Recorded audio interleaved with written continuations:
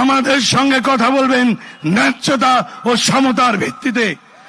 আওয়ামী লীগের ওই নতজানু পররাষ্ট্রনীতি এই সরকারের আমলে আর এই ছাত্র জনতার গণ অভ্যুত্থানের বাংলাদেশে আর হবে না। প্রিয় ভাইরা, আজকের এই সমাবেশে শ্রদ্ধার সাথে স্মরণ করছি ওই 28শে অক্টোবর লগি বৈঠা দিয়ে সাপের মতো পিটিয়ে আওয়ামী লীগ তাদেরকে হত্যা করেছিল, সেই শহীদদেরকে। অত্যন্ত শোকাবহ অবস্থায় স্মরণ করছি 2010 সালের 22শে ফেব্রুয়ারি থেকে 25শে ফেব্রুয়ারি ঢাকার পিলখানায় বাংলাদেশের অহংকার সেনা সদস্য ওই 57 জন সেনা সদস্যকে পরিকল্পিতভাবে আওয়ামী লীগ ভারতের নির্দেশে হত্যা করেছিল। আজকে সেই শহীদদেরকেও স্মরণ করছি। প্রিয় ভাইরা, 2013 সালের 28শে ফেব্রুয়ারি আমার সম্মানিত পিতা আল্লামা সাঈদীকে অন্যায়ভাবে ওই ট্রাইব্যুনাল থেকে ফাঁসির রায় দিয়েছিল।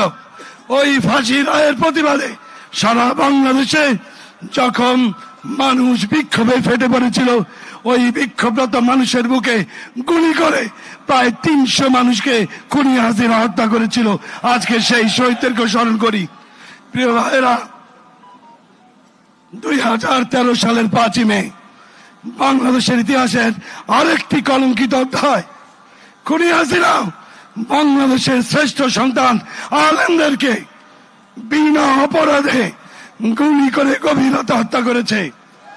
আমরা সেই সমস্ত শহীদদেরকেও স্মরণ করছি। একই সাথে আমরা বলতে চাই, বাংলাদেশে অবশ্যই একটি সুষ্ঠু নির্বাচন হতে হবে, কিন্তু সেই নির্বাচন অবশ্যই অনুষ্ঠিত হবে সংস্কারের পরে। ছাত্র জনতার রক্তের সাথে, আওয়ামী লীগের সাথে, ভারতের সাথে আপোষ রফা না করে কোন নির্বাচন হবে না। আমরা চাই একটা সুন্দর সুষ্ঠু সংস্কারের পরে সুষ্ঠু একটি পরিবেশে 18 কোটি মানুষ ভোট দেবে।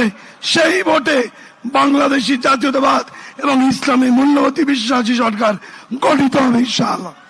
প্রিয় ভাইরা, শেষ কথা বলতে চাই, মাননীয় তথ্য উপদেষ্টা এখানে আছেন। সরকারের ভেতরে এখনো আওয়ামী লীগের দালাল আছে। আমরা দেখতে পাই ঢাকার রাজপথে আনসার লীগের নামে, সুবিধা বঞ্চিত লীগের নামে, কিস্তি লীগের নামে এখনো ঢাকার রাজপথে আওয়ামী লীগ রাজপথ দখল করার পায়তারা করে। প্রশাসনের সহযোগিতা ছাড়া কিভাবে তারা রাস্তায় নামে? আমরা সরকারের ভেতরে ঘাপটি মেরে থাকা ভারতের দালালদেরকে অবিলম্বে বহিষ্কার দাবি করছি।